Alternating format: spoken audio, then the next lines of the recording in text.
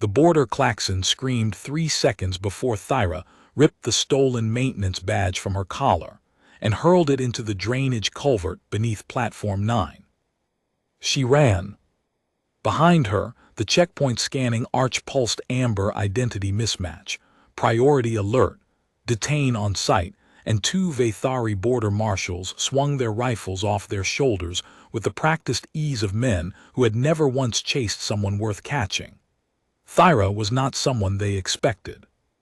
She was the 7th daughter of the Pale Throne, lowest-ranked princess in the Vathari ascendancy, and she was supposed to be locked in a tower suite 14 stories above the Treaty Hall, while her eldest sister signed a marriage compact that would sell Thyra's bloodline to the Doravan hegemony like livestock at auction. She was not supposed to be here.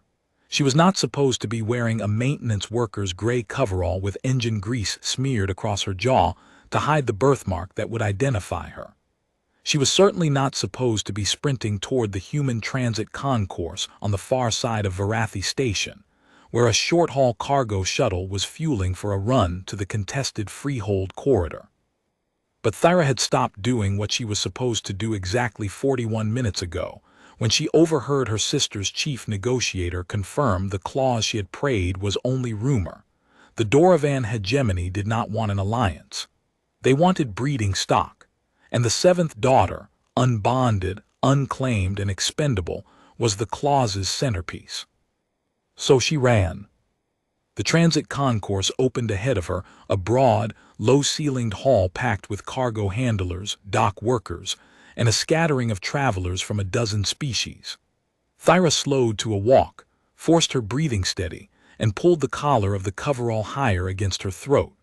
Her skin was pale lavender, her ears pointed and longer than any human's, her eyes a deep amber that caught light like polished stone. Among Vathari she was plain. Among humans she would stand out like a signal flare. She needed to not stand out. A group of Tessari freight brokers passed her, their scaled faces turned toward the departures board, and Thyra angled into their wake, letting their bulk screen her from the checkpoint's line of sight. She counted steps. She counted breaths.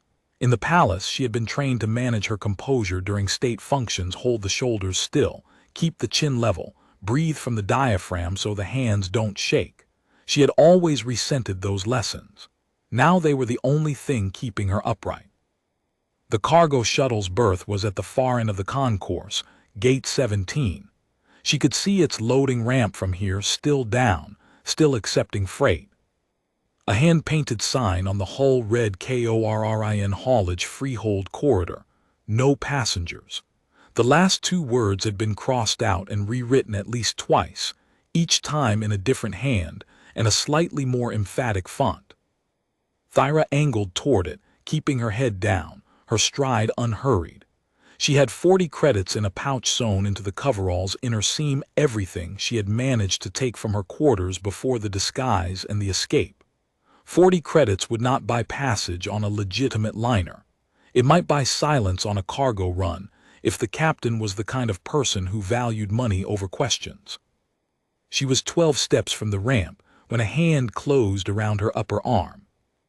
Not a marshal. The grip was wrong, too steady, too careful, no twist to force compliance. She turned and found herself looking at a human man. He was tall. Not Vathari tall, which was willowy and precise, but broad-shouldered and solid, the kind of build that came from loading freight by hand for years. Mid-30s, maybe older. Dark hair cut short, a jaw that looked like it had been broken at least once and set without much concern for symmetry. He wore a battered cargo jacket with KORRIN stenciled across the chest pocket in faded letters, and his eyes were a flat, tired gray that held exactly zero surprise at finding a Vathari woman in a maintenance disguise lurching toward his ship. "You're not maintenance," he said. His voice was low, unhurried, not a question. Thyra's hand went instinctively to the grease on her jaw. "I need passage." "I don't take passengers." "Your sign says otherwise." The corner of his mouth moved. It was not quite a smile. "My sign says a lot of things. Most of them are lies." He glanced past her toward the checkpoint arch at the far end of the concourse where the amber pulse was still cycling. "You're the reason for the alarm." "Yes."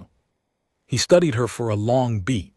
His eyes tracked the grease on her jaw, the too large coverall, the way she held her left hand slightly curled, hiding the seventh sigil, the small tattooed glyph on her inner wrist that marked her rank in the Pale Throne's lineage. She saw him notice it. She saw him choose not to mention it. 40 credits, she said, to the Freehold Corridor. "I won't cause trouble." Trouble's already caused. He looked at the checkpoint again. The marshals had entered the concourse. They were moving through the crowd with the unhurried confidence of men who believed the station's exits were already sealed. "You've got about 90 seconds before they start checking berths." Thyra felt her pulse spike. "Then let me board." He didn't move. His grip on her arm hadn't tightened, but it hadn't released either. He was thinking. She could see it, the calculation behind those flat gray eyes, weighing risk against something she couldn't name. "What did you do?" he asked. "Nothing, I left." "Left what?" "A marriage I didn't agree to."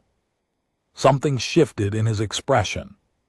It was small, a fraction of a degree, a muscle in his jaw releasing tension she hadn't realized he was holding. He looked at her differently, not with pity, not with the performative sympathy she had seen from courtiers who mourned her fate over wine and then did nothing. He looked at her the way a man looks at a locked door he has decided to open. "Cargo bay's cold," he said. "No passenger berths, no heat cycling, no privacy screen. You'll sleep on freight crates and eat whatever I'm eating, which is usually bad." "I don't care." He released her arm and stepped back toward the ramp. "Then move." She moved. The cargo bay of the Corin shuttle was exactly as advertised, cold, dark, and stacked floor to ceiling with sealed freight containers marked for destinations across the Freehold Corridor. Thyra wedged herself between two containers near the aft bulkhead, while the human Dace Corin, she learned, when he shouted his authorization code at the docking clamp's voice lock, ran through a pre-flight sequence that sounded like it involved hitting several things with the heel of his hand. The marshals reached Gate 17 just as the docking clamp disengaged. Thyra heard their voices through the hull, clipped, officious, demanding the berth manifest, and then the engines caught, and the shuttle lifted with a shudder that rattled the containers against their mag locks. She pressed her back against the cold metal wall and let out a breath she had been holding since the border klaxon first screamed. She was out. Not safe, not free, but out. Through the cargo bay's thin hull, she heard the station's traffic control hail them once, a routine departure query.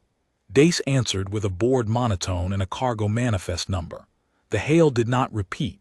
Either the marshals had not yet connected the stolen maintenance badge to the seventh daughter, or they had, and Varathi Station's traffic control did not consider a single cargo shuttle worth delaying.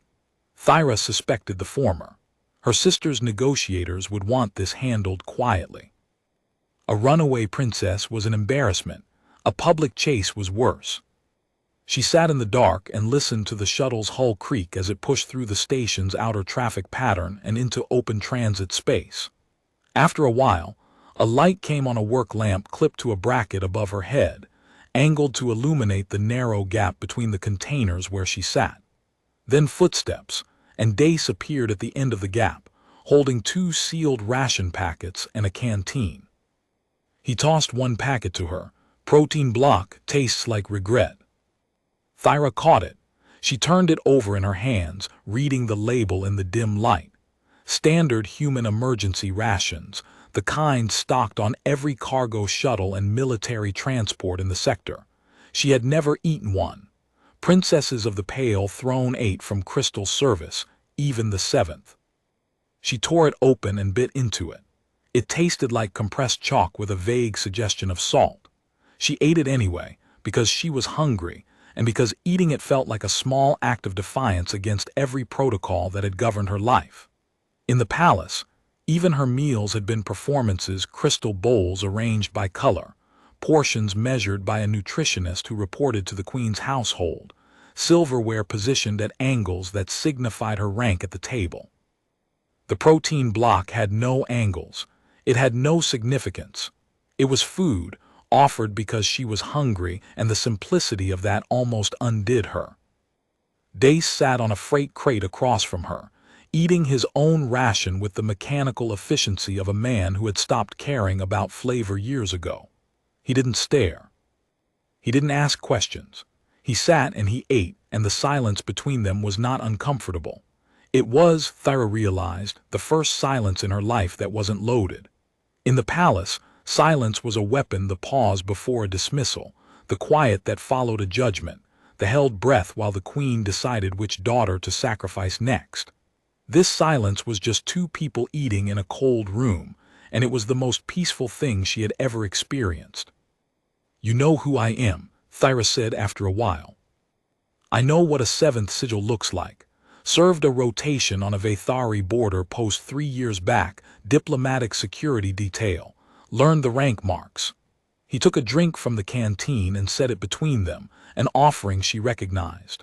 Water shared without being asked. "Doesn't change the freight rate. It should concern you if they find out you helped me. They'd have to catch me first, and they'd have to care enough to chase a human cargo hauler through the Freehold Corridor, which is 3 jumps past anything the Ascendancy considers worth governing." He looked at her steadily. "You picked this shuttle for a reason." She had. She had spent 2 weeks studying departure schedules from the maintenance access terminal in her tower suite, mapping routes that left Ascendancy space, filtering for vessels small enough to avoid the hegemony's long-range patrols. It had been painstaking work, done in stolen hours between court functions, hidden behind screens of calligraphy practice so that her attendants would not question why the 7th daughter was spending so much time at a maintenance terminal. She had memorized the schedules. She had cross-referenced them with hegemony patrol patterns gleaned from diplomatic briefings she was technically not supposed to attend, but which no one bothered to lock her out of, because no one believed the 7th daughter was paying attention. Corin haulage ran the only regular route through the Freehold Corridor, a stretch of unclaimed space between the Ascendancy's border and the nearest neutral station. It was the one gap in the fence. "The corridor is lawless," Thyra said. "No extradition, no treaty jurisdiction. If I can reach Harkin Station on the far side." "You can disappear," Dace nodded. "Harkin's good for that. Half the station is people who don't exist on any registry." He paused. "You have a plan for after?" "No. Honest. I have 40 credits, a stolen coverall, and no skills that are useful outside a palace." She heard the bitterness in her own voice and let it stand. There was no point in pretending. She was the 7th daughter, the afterthought, the spare, the one kept alive because killing a princess outright was considered tasteless even by Vathari standards. She had been educated in protocol, court language, and decorative calligraphy. She could arrange a state dinner for 300. She could not fix an engine, read a star chart, or feed herself. Dace studied her for a moment. Then he reached into his jacket pocket and produced a small, battered datapad. He set it on the crate between them, next to the canteen. "Navigation tutorial," he said.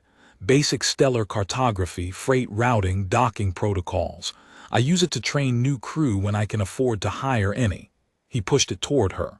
"Start with Chapter 1. We've got 9 hours to the first jump point." Thyra stared at the datapad. It was scratched, dented, and had a crack across one corner that had been sealed with adhesive tape. It was the most valuable thing anyone had ever offered her. In the palace, gifts came wrapped in ceremony. A new gown for the 7th daughter, presented on a cushion by a servant who would not meet her eyes. A calligraphy set, delivered with a speech about the honor of her bloodline, and the quiet expectation that she would use it to write thank-you notes to the very people who treated her as furniture. Every gift was a leash disguised as silk. This was a datapad held together with tape, offered without ceremony, by a man who expected nothing in return except that she learn something useful. She picked it up. Chapter 1. Chapter 1. He stood, collected the empty ration wrappers, and walked back toward the cockpit. At the gap's entrance, he paused without turning. The head's through the second hatch on the left. Water recycler works about 60% of the time. Bang on it if it doesn't. Then he was gone, and Thyra was alone with the hum of the engines and a cracked datapad, and the first quiet hours of a life she was building from nothing. She read. The first jump was smooth, the second was not. Thyra was deep in Chapter 3, Freight Mass Calculations, the relationship between cargo weight and fuel burn, when the shuttle lurched hard enough to throw her off the crate and into the bulkhead. The lights flickered. A tone she didn't recognize blared twice from the cockpit, sharp and insistent, and then Dace's voice came over the internal comm, flat and controlled. Strap in, we've got company. She scrambled forward through the cargo bay, grabbing handholds on the container frames as the shuttle shuddered again. The datapad slipped from her fingers and clattered across the deck. She left it. There would be time to study later, or there would not be time for anything at all. The cockpit was small, 2 seats, a bank of displays, and a viewport that showed the streaked light of transit space collapsing into real space stars as the shuttle dropped out of its jump. The transition from transit to real space was supposed to be smooth, a gentle unfolding of compressed distance. This was not gentle. The shuttle had been yanked out of transit by an interdiction field, a gravity well projected by a ship large enough to carry one. In the center of the viewport, growing with terrible speed, was that ship. It was Doravan. She recognized the hull profile, a patrol corvette, angular and dark, with the hegemony's triple-arc sigil blazoned across its prow in reflective silver. It was 4 times the size of Dace's shuttle and bristling with weapon mounts that tracked their approach with the lazy precision of a predator that had already decided its prey was not worth hurrying for. They were waiting at the jump point, Dace said. He was strapped into the pilot's seat, hands moving across the controls with an efficiency that belonged to a different man than the one who had tossed her a ration packet and called it regret.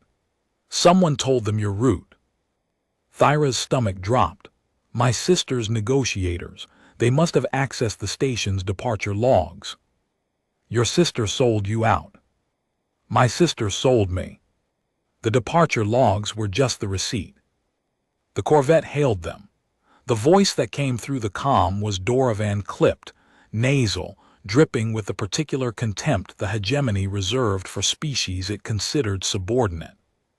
Corin haulage vessel, you are carrying undeclared Vathari cargo. Cut engines and prepare for boarding. Compliance is not optional. Dace muted the comm. He looked at Thyra.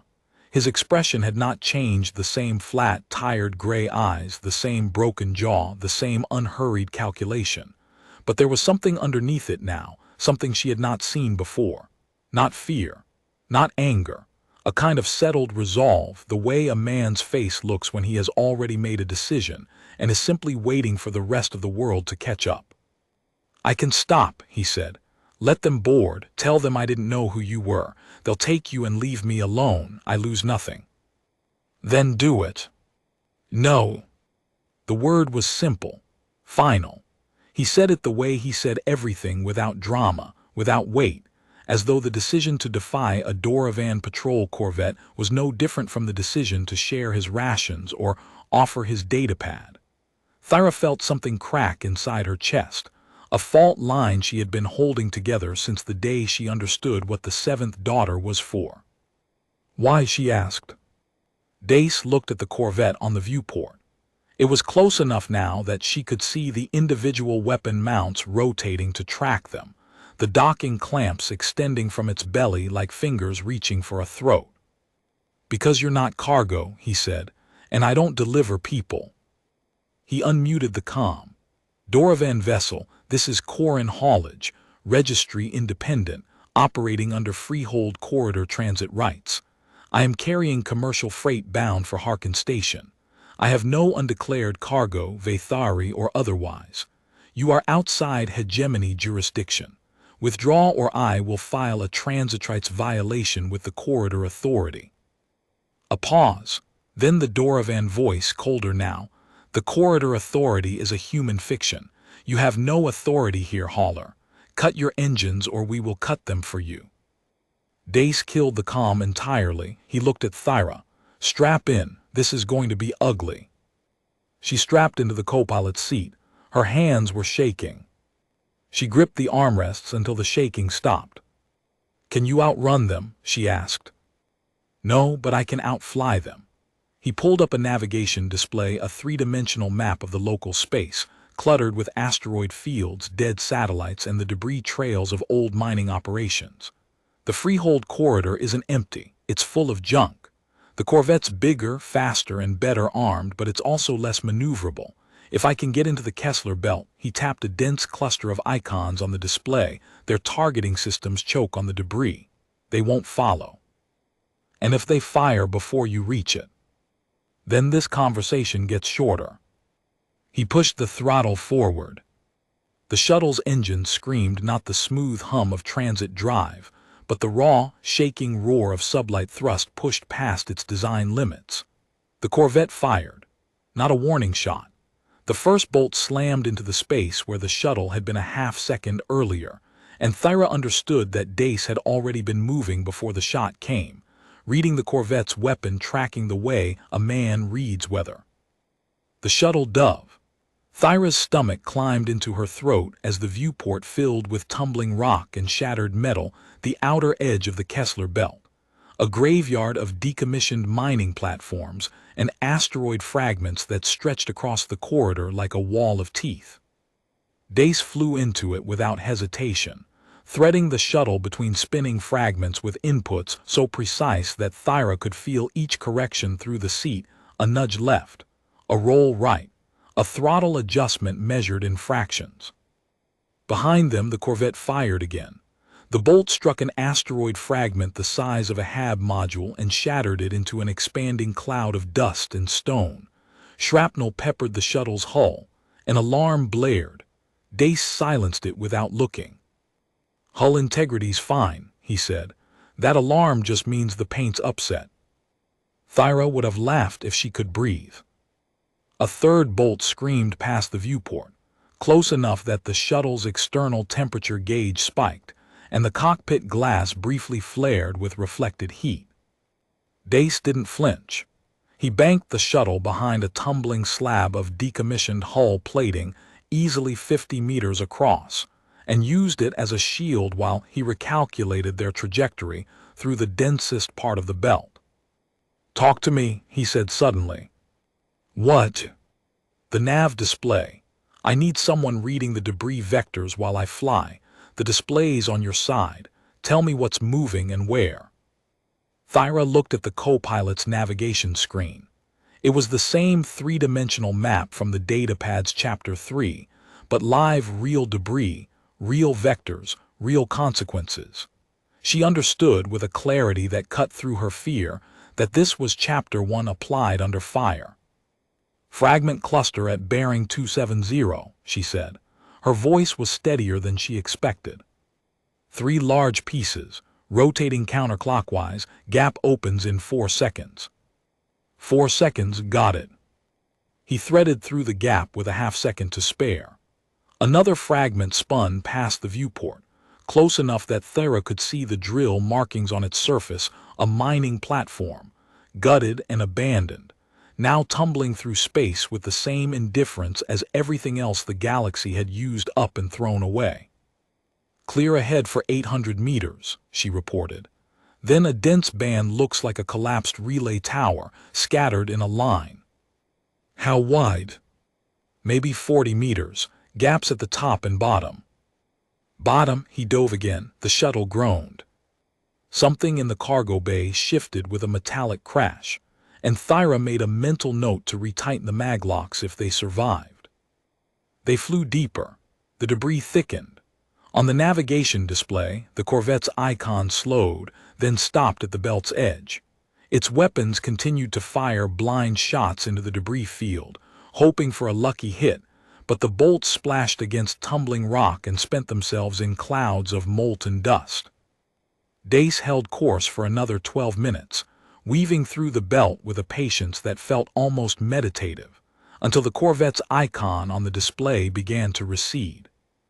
Then he eased the throttle back, let the shuttle drift into the shadow of a massive fragment, the hull of a dead mining platform, half consumed by micrometeorite impacts, and cut the engines.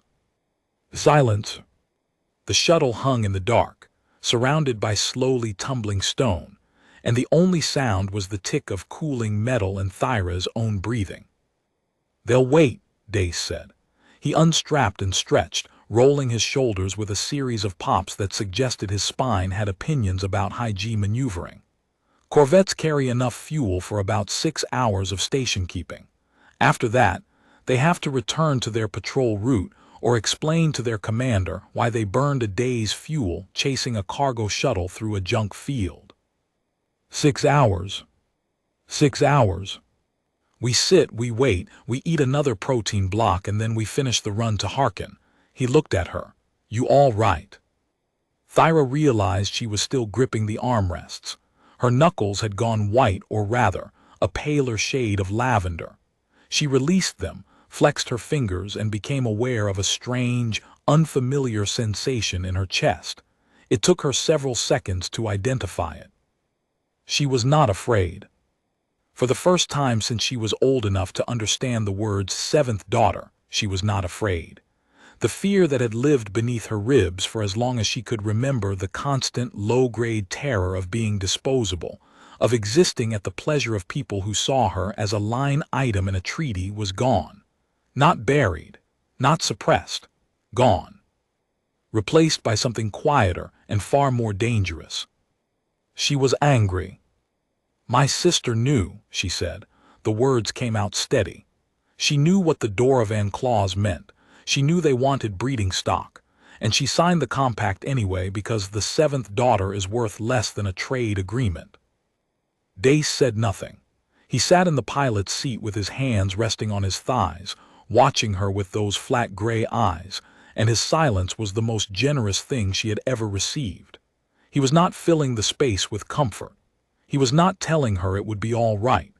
He was letting her be angry, letting her voice take up room, and the absence of platitude felt like the presence of respect. "I spent 23 years in that palace," Thyra continued. "I learned 6 languages. I can recite the full genealogy of every noble house in the ascendancy. I can identify 300 varieties of ceremonial crystal by sight, and none of it was for me. It was so I could be presentable when they sold me, a well-trained product, a polished commodity." She looked at her hands. The 7th sigil was visible on her inner left wrist, a small, precise tattoo of interlocking circles, the mark of the lowest-ranked daughter. In the palace, she had kept it covered with a cuff of woven silver. Here, in the cold cargo shuttle, it was bare.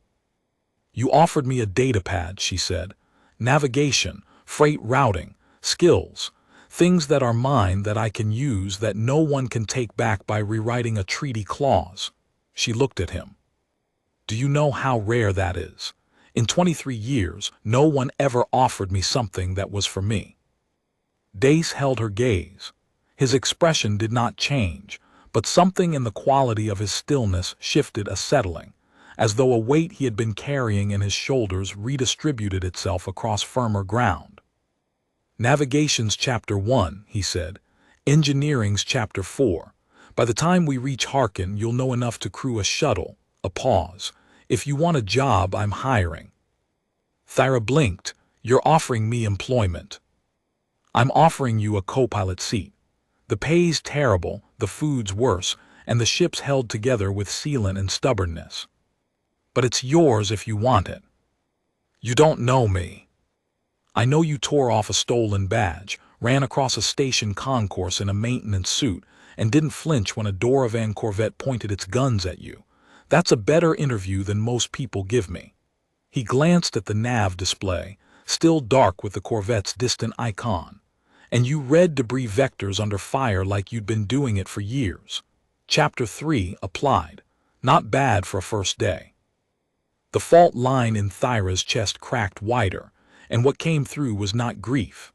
It was the sharp, painful brightness of being seen not as a sigil, not as a bloodline, not as a clause in a contract, but as a person who had run and deserved somewhere to land. She did not cry.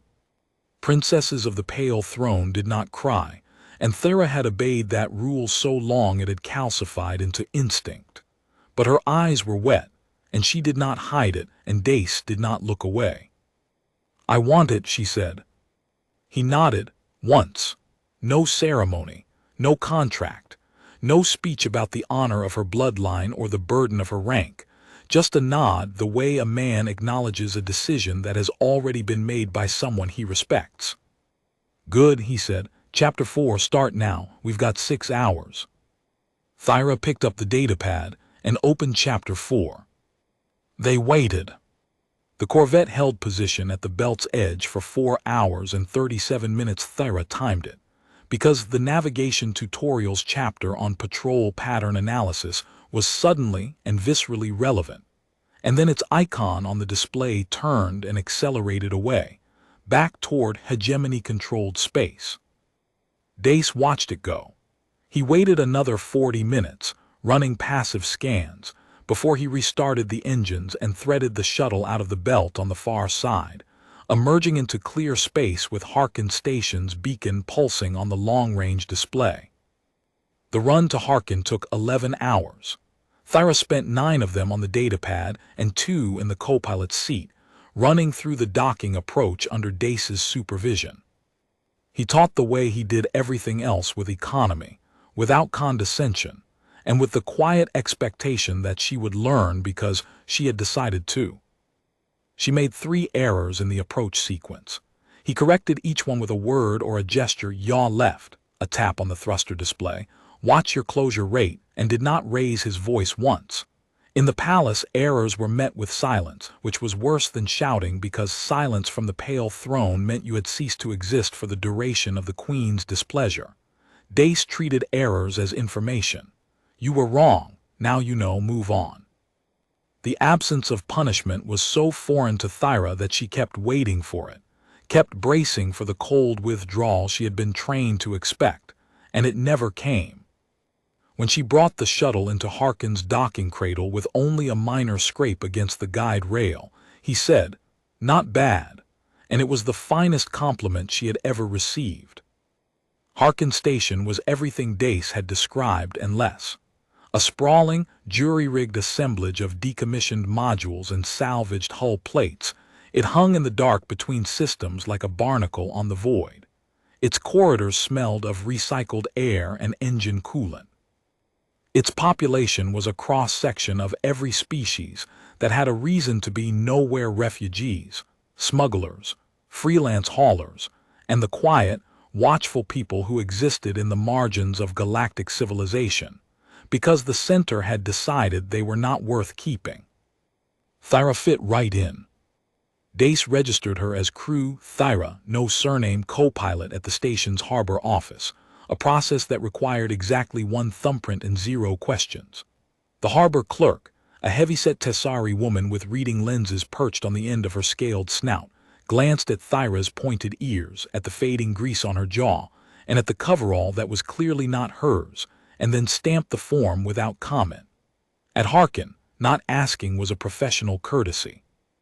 He paid for a second bunk in his berth, a room the size of a generous closet, with 2 fold-down cots and a shared water tap, and set her weekly wage at 12 credits, which he freely admitted was robbery, but also all the business could sustain. "You'll earn more when you can solo navigate a jump sequence," he said. "Incentive structure." She didn't argue. 12 credits was 12 more than the Pale Throne had ever paid her. The first weeks were the hardest thing Thyra had ever done, and she had spent 7 years surviving the Pale Throne's internal politics, which was a discipline that required endurance, deception, and the ability to smile at people who were actively calculating your market value. but the palace had never asked her to lift anything heavier than a calligraphy brush. Thyra's hands blistered from cargo handling the sealed containers that loaded and unloaded smoothly in theory were, in practice, heavy, awkward, and seemingly designed by engineers who had never touched one. Her shoulders ached from the physical work.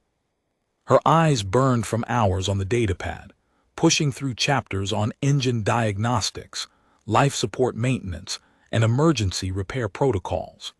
She slept on the narrow cot in the shared berth and woke each morning to the sound of Dace already in the cargo bay, running system checks with the methodical patience of a man who trusted his ship the way some people trusted religion. He never commented on her rank. He never treated her as fragile. When she made mistakes, and she made many, because 23 years of palace protocol did not prepare a person for the specific indignity of a jammed cargo clamp at 3 in the morning, he corrected them without judgment and moved on. When she succeeded, he acknowledged it without fanfare. Good or better, or, on one memorable occasion when she diagnosed a fuel line fault before the warning system caught it, you might actually be useful. It was, Thyra realized, the first honest relationship she had ever had. No rank, no protocol, no hidden clause, just work and competence and the slow accumulation of trust between two people who had chosen to occupy the same small, battered ship. Other people at Harkin noticed. Not who she was, she kept the 7th sigil covered with a strip of cargo tape, and no one at Harkin looked closely at anyone's wrists, but what she was becoming. Marin, the old Rithavi mechanic who ran the station's repair bay, watched Thyra strip and rebuild a thruster coupling one afternoon and said to Dace, loud enough for Thyra to hear, "Your new one's got steady hands. You actually paying her, or is she working off a debt?" "Paying her," Dace said, "barely." "Pay her more. People with hands like that end up getting poached." At the station's communal mess, a converted cargo module with welded-in benches, and a self-serve dispenser that produced the same gray soup regardless of which button was pressed, Thyra sat with the other hauler crews and listened. She learned the corridor's rhythms, which routes paid, which were dangerous, where the hegemony's patrols probed, and where they never bothered. She learned that Harkin had its own justice. If someone cheated you on a freight contract, the harbor clerk blacklisted them. If someone tried to take a person off a ship by force, the entire dock went silent, and that silence meant something worse than any law. She learned that Dace was respected.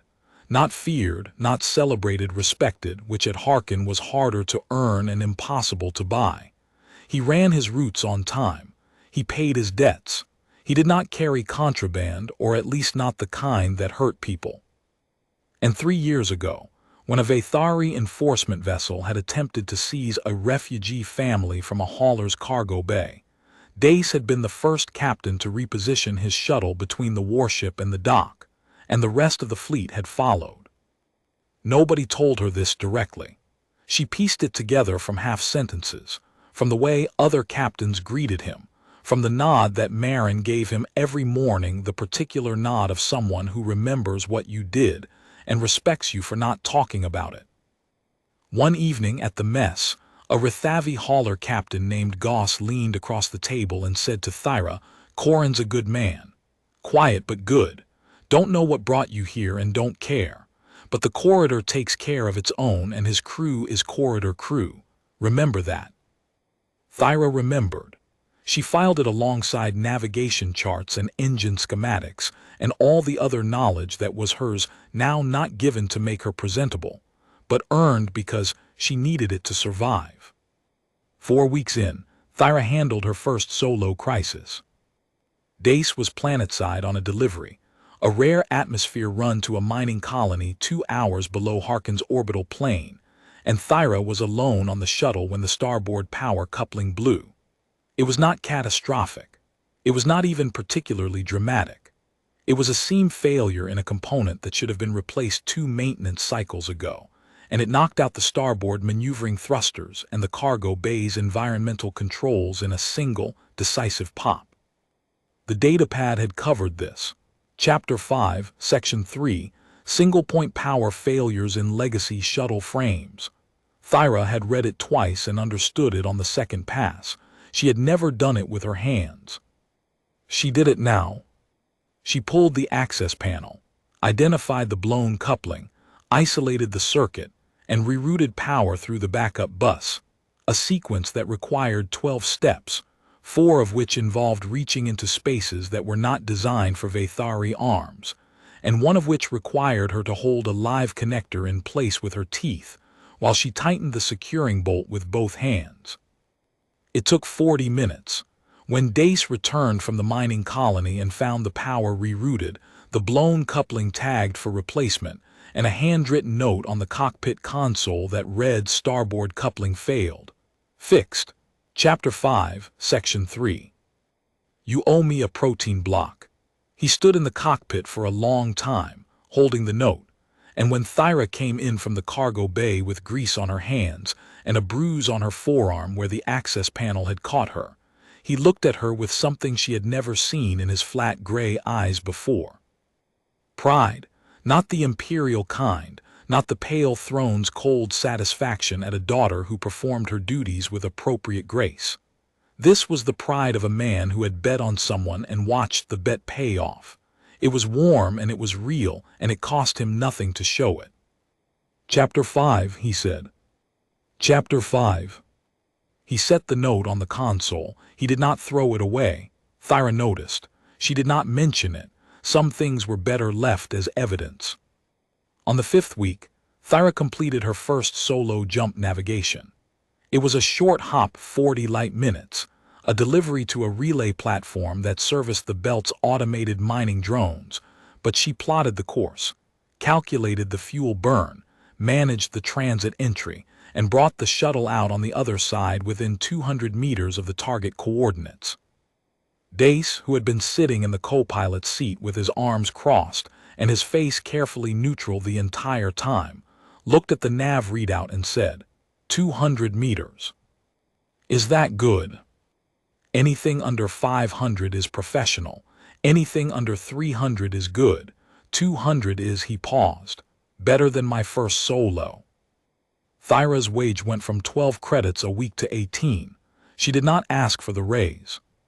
It appeared on the next pay cycle without comment, and when she checked the amount, Dace was already in the cargo bay, running system checks, and did not look up. The Ascendancy found them 7 weeks after her escape. Thyra was in the shuttle's engine compartment, elbow-deep in a coolant manifold repair, when Dace's voice came over the internal comm with a quality she had learned to recognize.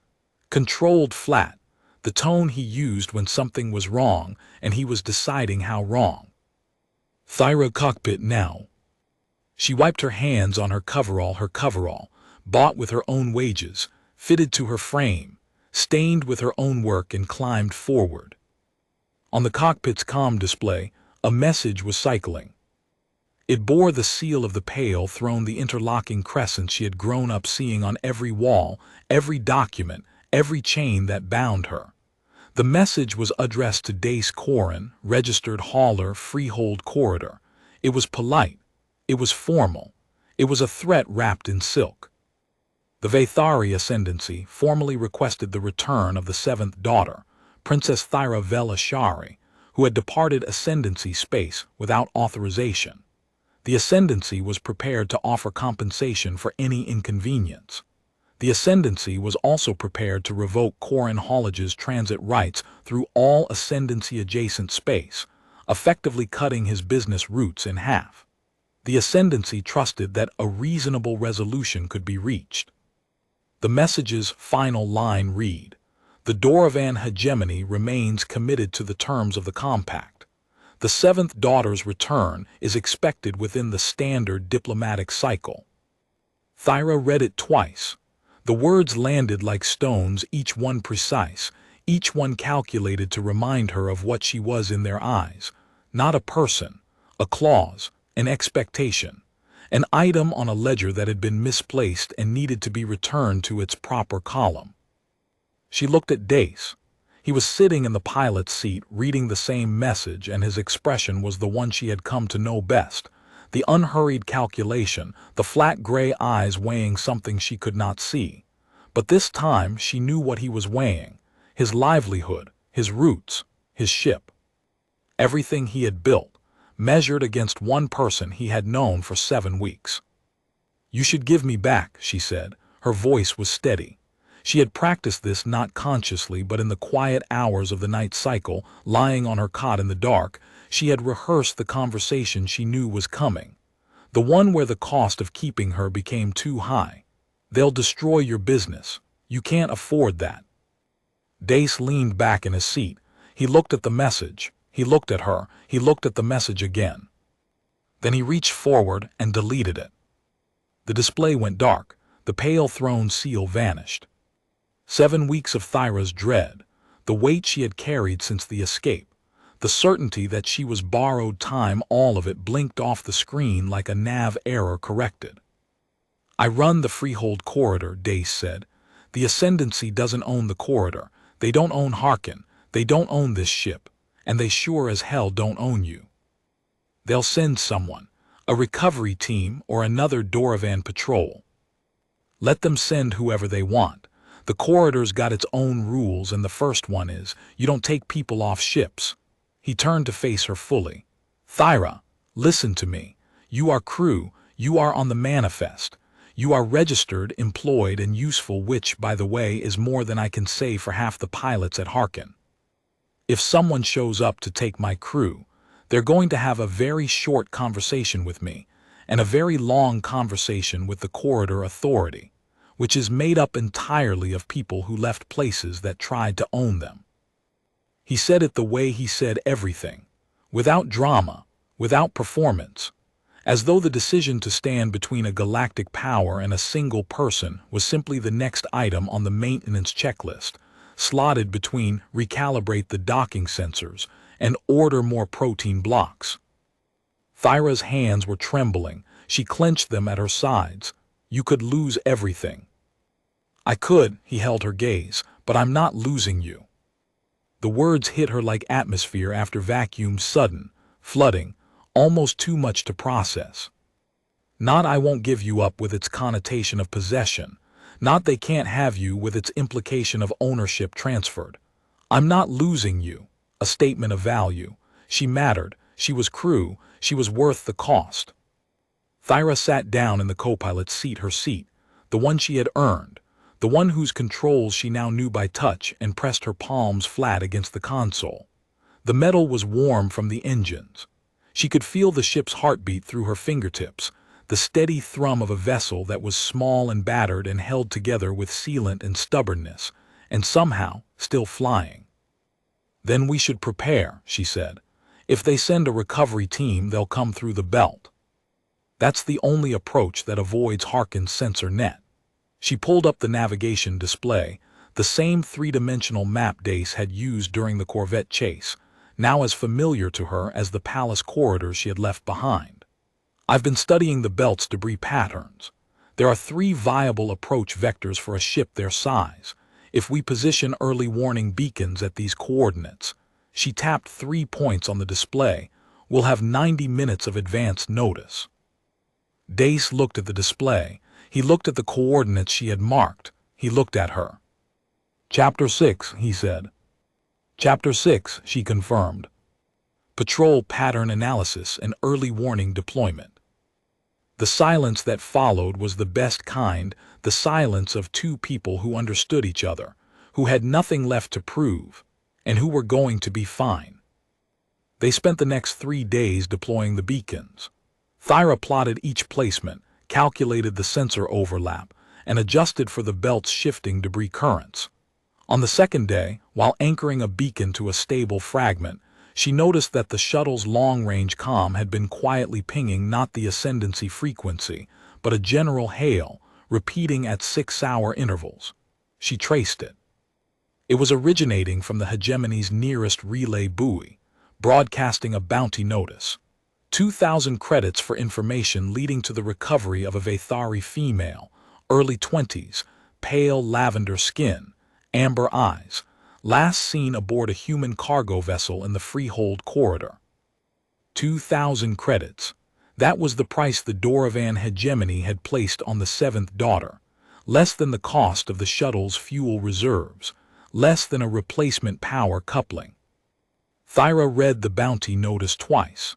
She studied it the way she had once studied treaty drafts in the palace library, looking for the assumptions embedded in the language, the unspoken architecture of power that made the words possible. Recovery of a Vathari female. Not a name, not a title, not even princess. A Vathari female. She was a physical description and a price tag, rendered in the same syntax as a lost cargo manifest. She saved a copy to the ship's log and said nothing to Dace. She did not need to. When she returned to the cockpit after the third beacon was deployed, she found the bounty notice already displayed on the main screen, and next to it, Dace's response, a one-line reply transmitted on the general channel. Not for sale. 2 words, unsigned, unhesitating, transmitted from a ship held together with sealant and stubbornness, aimed at an empire that could crush them both without noticing the expenditure. Thyra stood in the cockpit doorway and read those 2 words, and something in her chest that had been wound tight for 23 years loosened another fraction of a turn. The recovery team arrived 11 days later. They came through the belt, exactly as Thyra had predicted, via the second approach vector. The early warning beacons picked them up 93 minutes out, 3 minutes better than her estimate, and by the time the Vathari diplomatic vessel emerged from the debris field into Harkin's approach zone, half the station's hauler fleet had repositioned to form a loose but unmistakable line between the newcomer and the docking cradles. Thyra watched from the cockpit of the Corin shuttle, which was at the center of the line. To their left, a battered ore hauler 3 times their size sat with its running lights bright and its cargo bay empty. Its captain had dumped a scheduled load to hold position. To their right, a tiny courier skiff piloted by a Tessari teenager who could not have been more than 17 held station with engines redlining. Nobody had asked them to come. Nobody had organized anything. The fleet had simply moved, the way water moves around a stone, instinct, physics, and the collective memory of what it meant to be someone that power tried to take. Dace sat in the pilot's seat beside her. The comm was open. The Vathari vessel hailed them. The voice was familiar Lord Curator Session, her sister's chief negotiator, the man who had finalized the Doravan clause. His tone was the same one he used at court, measured, cultured, laced with the patient condescension of a man who believed that everyone in the room would eventually agree with him, because disagreement was simply not how civilized beings behaved. Corin vessel, I am Lord Curator Session Vel Ashari, representing the pale throne of the Vathari ascendancy. I am here to collect Princess Thyra Vel Ashari, 7th daughter of the Pale Throne, who departed ascendancy space without authorization. This is a diplomatic matter. Please do not complicate it. Dace looked at Thyra. He raised one eyebrow, a question, not a prompt, her call. Thyra took the comm. Lord Curator Session. This is Thyra Vel Ashari, co-pilot and registered crew of Corin haulage, operating under Freehold Corridor transit rights. I departed the ascendancy of my own will. I was not abducted. I am not a hostage. I am employed, housed, and for the first time in my life useful. I am not returning. A long pause. Then Session's voice, tighter now. Princess Thyra, the compact with the Doravan hegemony is a matter of state. Your personal preferences are not a factor in diplomatic agreements of this magnitude. Your sister. My sister sold me. The compact's reproductive clause designates me as genetic material for the hegemony's bloodline program. That is not a marriage. That is livestock management. I will not participate. Another pause, longer. When Session spoke again, there was a new edge beneath the polish, the sound of a man reaching for his final lever. Princess Thyra, be reasonable. We are not asking. The hegemony has committed warships to this agreement. If the compact collapses, the ascendancy faces a military confrontation it cannot win. Your compliance saves thousands of lives. Your selfishness endangers them.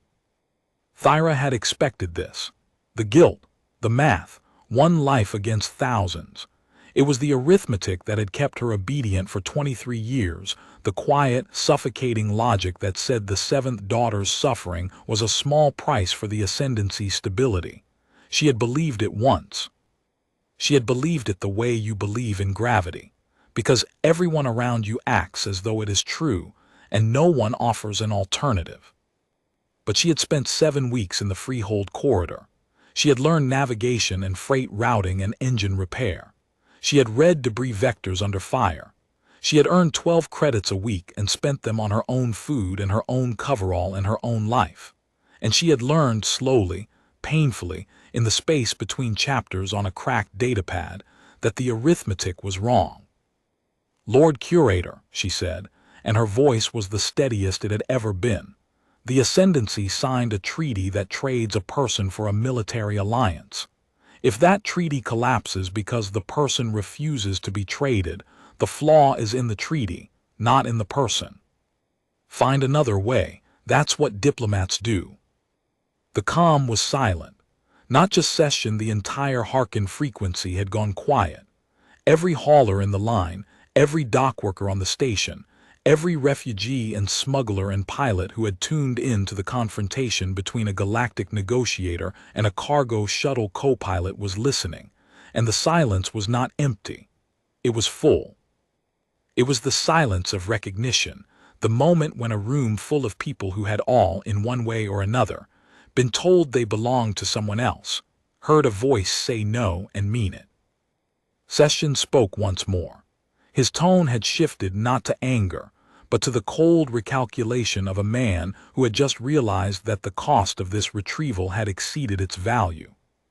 "The Pale Throne will register a formal protest with the Corridor Authority." "The Corridor Authority," Dace said into the calm, his voice carrying the particular flat amusement of a man who had heard this threat before, "is looking forward to it. We keep our formal protests in a drawer next to the protein blocks. They taste about the same." From somewhere in the hauler line, a voice gruff, Tessari-accented, unmistakably Marin, said, "You heard the woman, Curator. Go home." The Vathari vessel held position for another 14 minutes. Thyra watched the seconds count on the cockpit's chrono, each one a small victory. She could see the diplomatic vessels running lights through the viewport steady, blue-white, patient, and she wondered if Session was standing at his own viewport, looking back at the ragged line of cargo shuttles and salvaged haulers that had formed up between him and the station, and wondering how a seventh daughter had found something that the entire Pale Throne could not buy. People who would stand for her without being ordered to. Then the vessel turned slowly and threaded back into the belt. Thyra watched it go. She watched the interlocking crescents of the Pale Throne's seal shrink on the display until they were just another icon among the tumbling debris, and then they were gone, and the display showed nothing but empty space and the slow pulse of Harkin Station's beacon. The hauler line broke apart, ships peeling away to return to their docking cradles. On the dock frequency, Marin's voice came through once more, matter of fact. "Corin, your starboard coupling's due for replacement.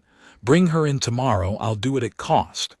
Then, almost as an afterthought, "Tell your co-pilot she did well."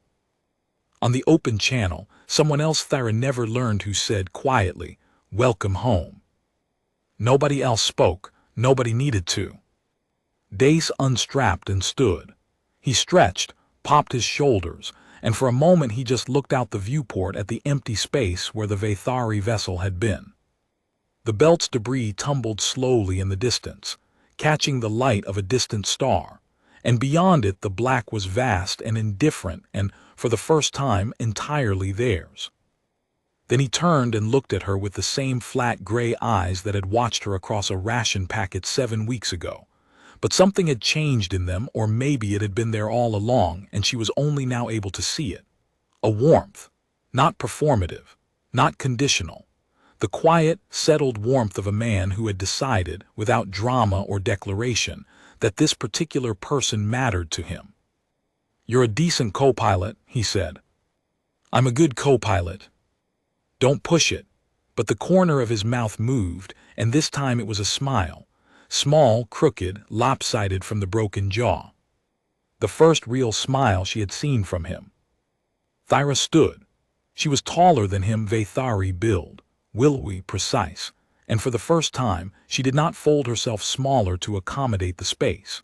She stood at her full height in the cockpit of the ship she had earned, and she looked at the man who had looked at her first, and the yearning that had lived in her chest since the moment she tore off the maintenance badge and ran the desperate, star-crossed ache for a life that was hers settled into something solid. Not a conclusion, a beginning. "Chapter 7, she said.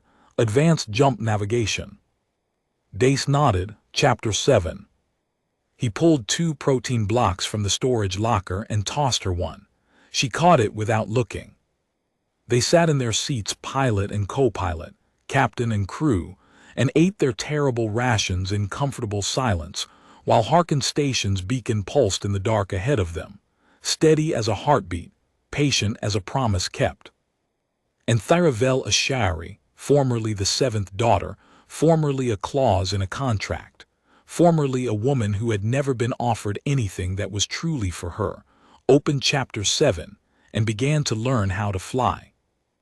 The weeks after Session's retreat were the quietest of Thyra's life, and the fullest.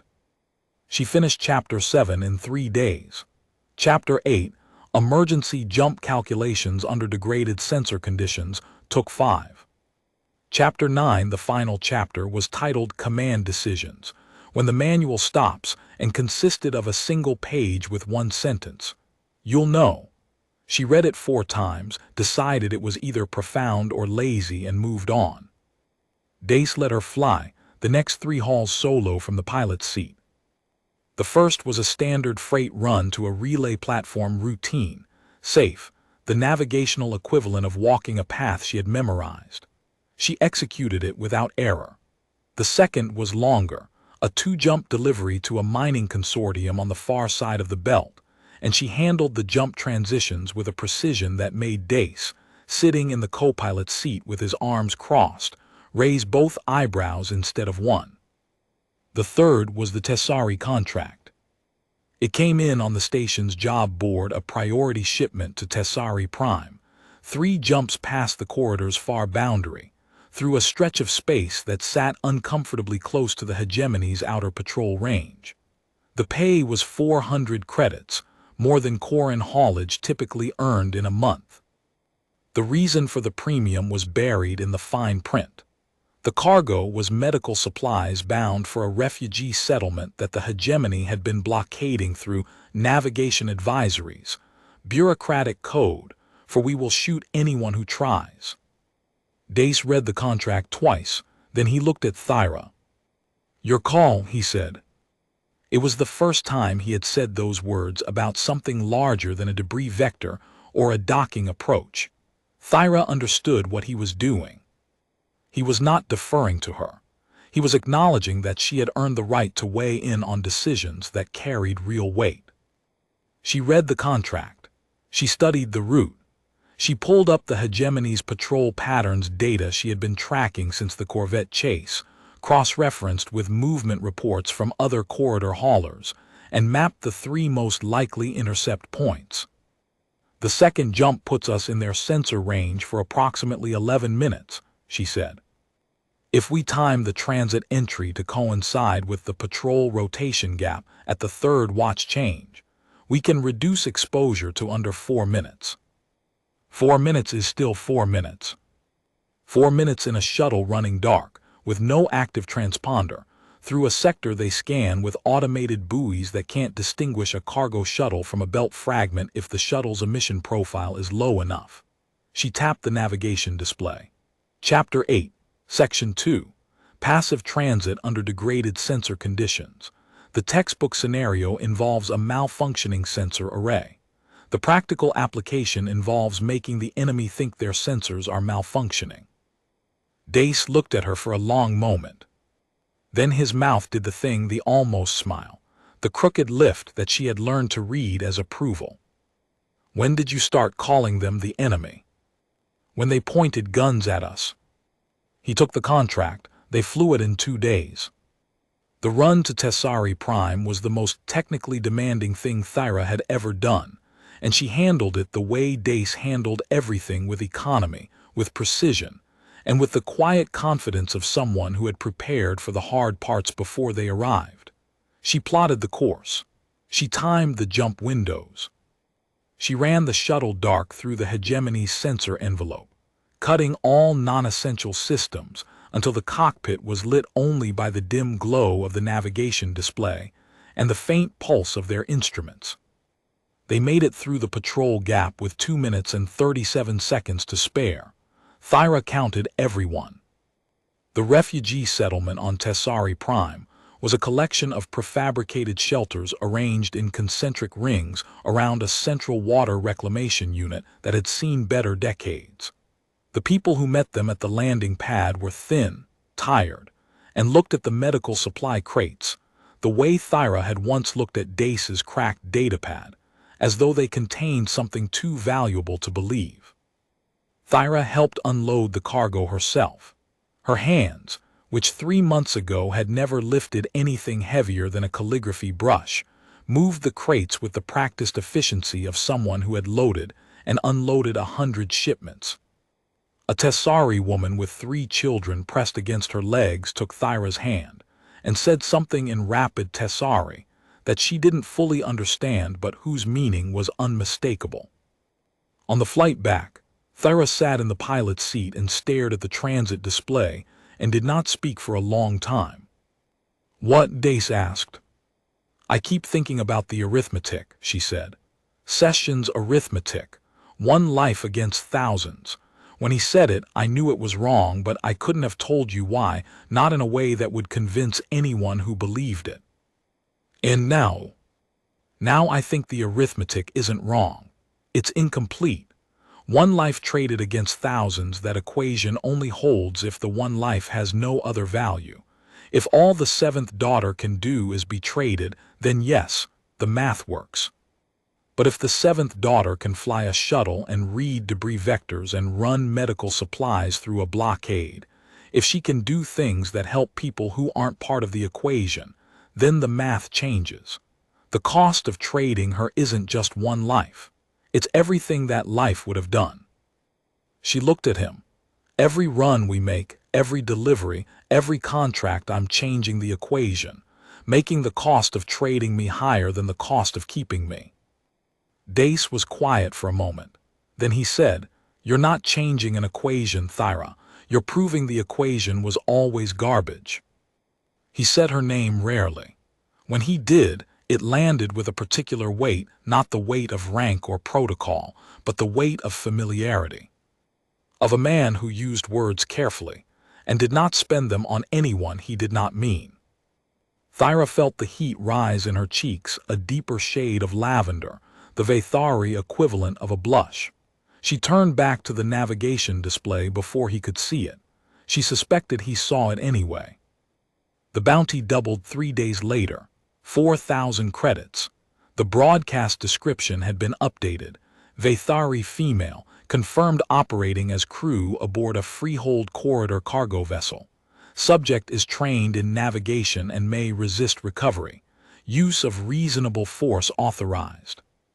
Thyra read the update in the cockpit while Dace was at Harkin's supply depot, restocking their protein blocks and the slightly better rations she had insisted they add to the manifest when their earnings improved.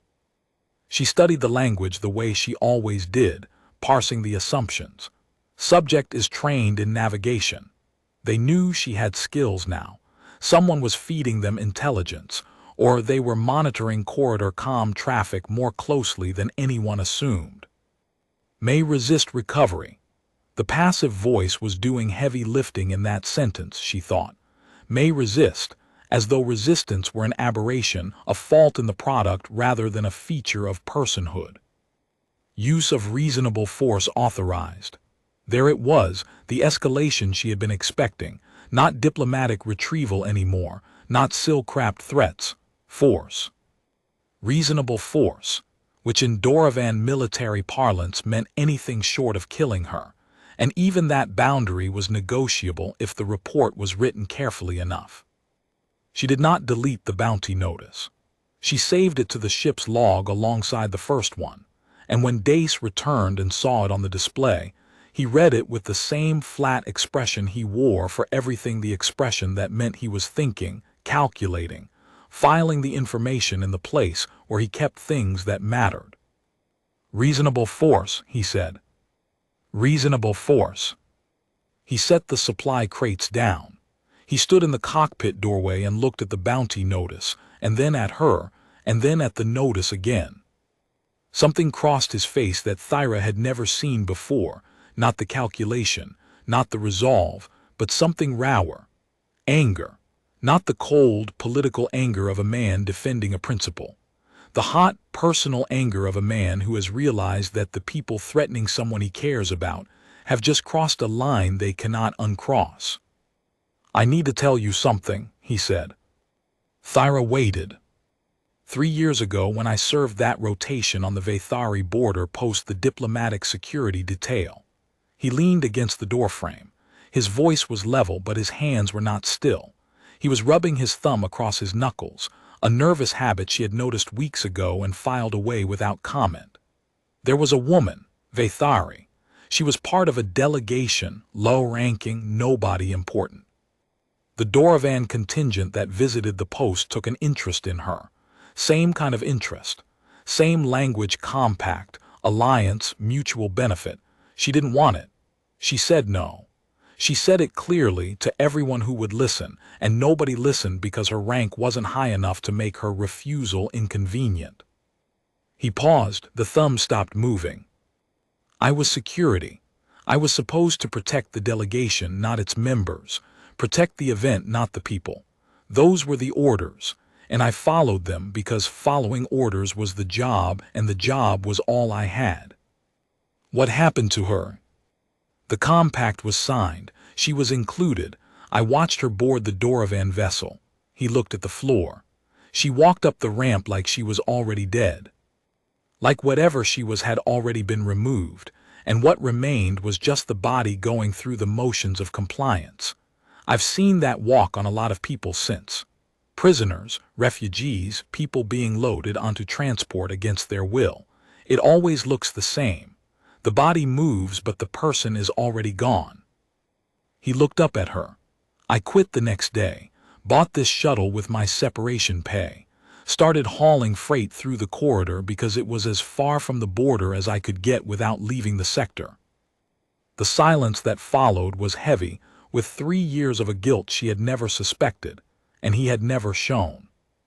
Thyra understood, with a clarity that cut through everything, through the bounty notice, through the fear, through the careful distance they had both maintained since the day he handed her a protein block and called it regret, what she was to him.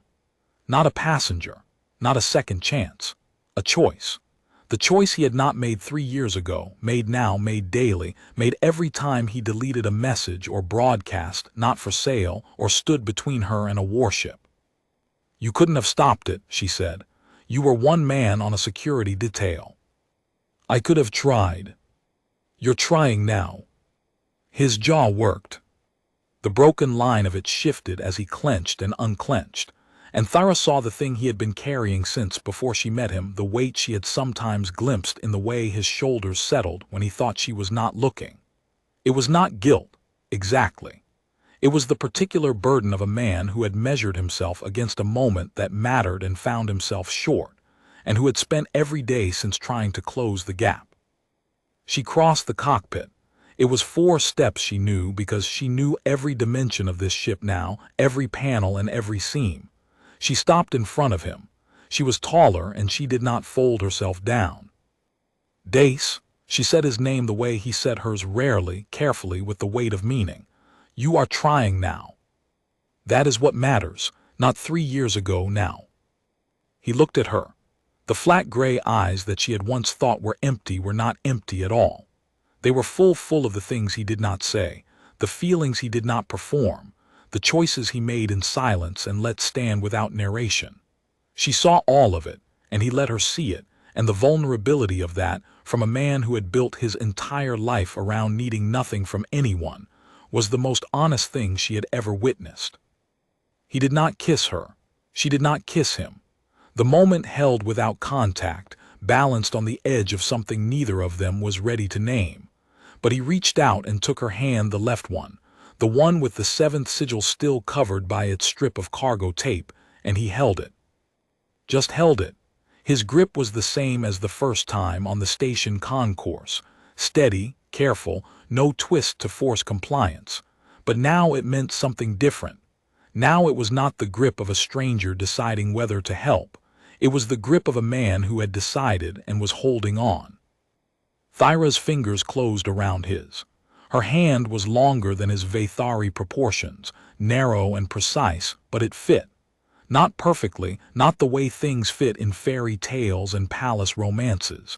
It fit the way real things fit, imperfectly, with effort, with the conscious decision to stay. 4,000 credits, she said. That's what I'm worth to the hegemony. You're worth more than that, he said. Then, because he was still Dace and irony was his native language, at least 5,000.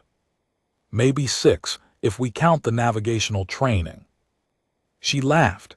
It was the first time she had laughed, not a court laugh, not the delicate chime that princesses of the Pale Throne produced on cue, but a real laugh, rough-edged and startled out of her. It sounded, she thought, like a person. He smiled again, the crooked one, the real one, and he did not let go of her hand.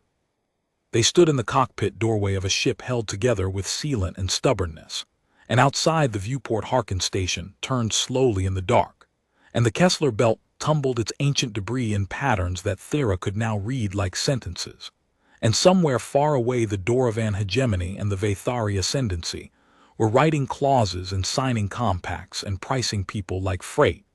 And none of it mattered as much as two hands holding in a warm cockpit while the engines hummed. It was not a fairy tale. Fairy tales had endings. This was a cargo run with a good crew, and the route went on. 4 months after the escape, Thyra passed her independent navigator certification through the Corridor Authority, a test administered by a retired Tessari fleet captain who made her plot a course through a simulated debris field while he ate his lunch and offered no encouragement whatsoever. She scored in the 93rd percentile. The examiner looked at her results, looked at her and said, "Not bad for a princess." Thyra stiffened. "How?" "Marin told me. Marin tells everyone she decides should know, and she's never wrong about who that is." He stamped the certification and slid it across the table. "Relax. Nobody here cares about the throne you sat on. They care about the course you plot. Plot well, and you're one of us." She took the certification back to the shuttle and pinned it to the cockpit's rear bulkhead, next to Dace's original hauler's license and a faded photograph she had noticed but never asked about a younger Dace, clean-shaven, in a military dress uniform, standing beside a Vathari woman she did not recognize. The woman from the border post, she understood now. The one he had not saved. Thyra did not ask about the photograph. She pinned her certification beside it, and the two documents hung together on the bulkhead, his beginning and hers, separated by 3 years and the decision to try. Dace saw it when he came aboard. He looked at the certification, then at the photograph beside it, and then at Thyra, who was already strapped into the pilot's seat, running pre-flight checks with the automatic ease of someone who had done it 100 times. "Ready?" she asked. He settled into the co-pilot's seat.